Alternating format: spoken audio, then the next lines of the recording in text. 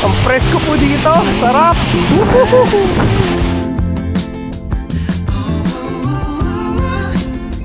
Okay. Opo, tas ganun po. Yan. Yan si kuya. Ang dami na hinahatak ni kuyang nakamotor. So sa mga pamilya, hahatiin niyo po sa bangka kung mas higit kayo sa 3. Ayun po, pagkadating daw po ng summer, dito sa lugar po na ito, puno ng cottage. Tapos pinapaupahan po 300 kahit hati-hati po kayo. Pwede. May ticket na binili po doon. Sinusungkit po. Sumisikip na rin po ang ilog.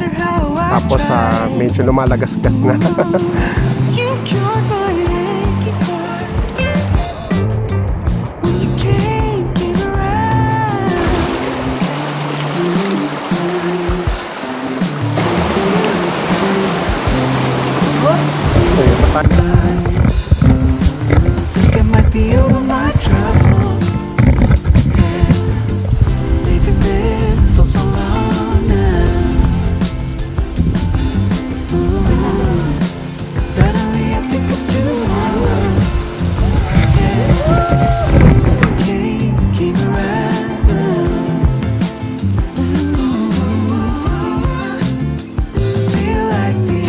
Ayun.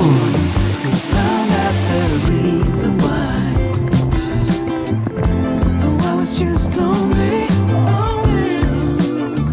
but since you came